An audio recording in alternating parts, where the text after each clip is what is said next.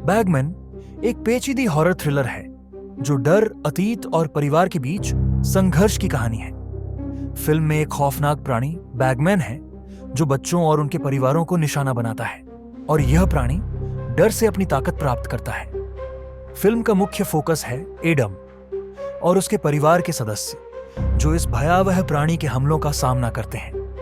एक पिता जिसे बचपन में बैगमैन का सामना करना पड़ा था, अब वह एक खुशहाल परिवार के साथ जीवन जी रहा है, लेकिन पुराने डर फिर से लौट आते हैं। सारा एडम की पत्नी है जो स्थिति की गंभीरता को समझने की कोशिश करती है, लेकिन वह भी जल्दी समझ जाती है कि कुछ गलत हो रहा है।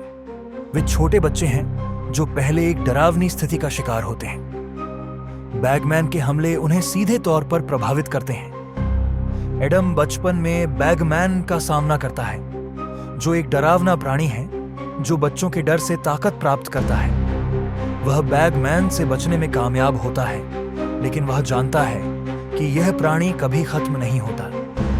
इस समय दर्शकों को एक फ्लैशबैक के रूप में एडम के बचपन की भयावह यादें दिखाई जाती हैं, जिससे यह स्पष्ट होता है कि बैगमैन उसके मानसिक स्वास्थ्य पर गहरा असर डाल चुका है। कहानी के बाद जब एडम का परिवार एक शांतिपूर्ण जीवन जी रहा होता है तो अजीब घटनाएं घटने लगती हैं। बच्चों को डरावने सपने आते हैं और वे कुछ अजीब आवाजें सुनते हैं। यह घटनाएं धीरे धीरे ज्यादा गंभीर होती जाती हैं।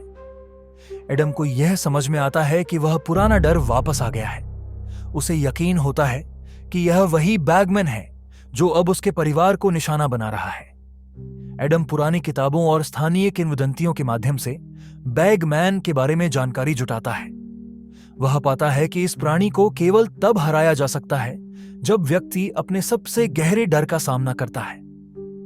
एडम अपने अतीत और बचपन की यादों का सामना करता है और उसे महसूस होता है कि वह केवल अपनी व्यक्तिगत कमजोरी और भय को पार करके ही बैगमैन को हरा सकता है। फिल्म के क्लाइमेक्स में एडम और उसका परिवार बैगमैन से एक भयानक और खतरनाक मुकाबला करते हैं। यह मुकाबला न केवल शारीरिक होता है बल्कि मानसिक रूप से भी एडम को अपने सबसे गहरे डर का सामना करना पड़ता है।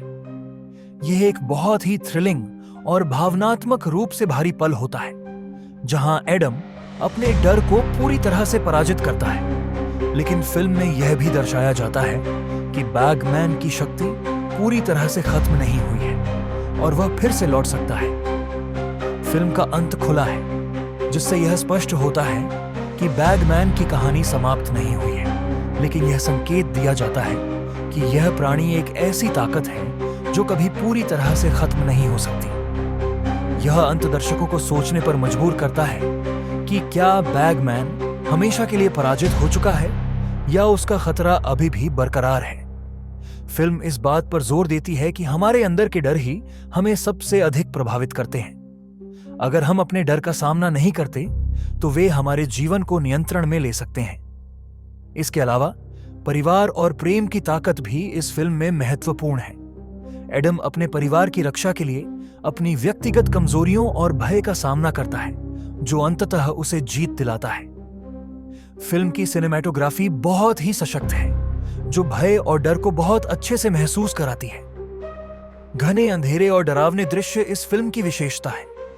ध्वनि प्रभाव फिल्म में डर के माहौल को और भी गहरा करते हैं, खासकर बैगमैन के दृश्य में जहां उसकी उपस्थिति को बहुत ही भयानक तरीके से दर्शाया गया है। बैगमैन एक डरावनी और मानसिक रूप से चुनौतीपूर्ण फिल्म है जो न केवल हॉरर के प्रशंसकों को बल्कि उन लोगों को भी आकर्षित करेगी जो गहरे मानव भावनाओं और संघर्षों को पसंद करते हैं। यह फिल्म दर्शाती है कि डर से लड़ने के लिए हमें खुद को समझना और उसके आगे बढ़ना होता है।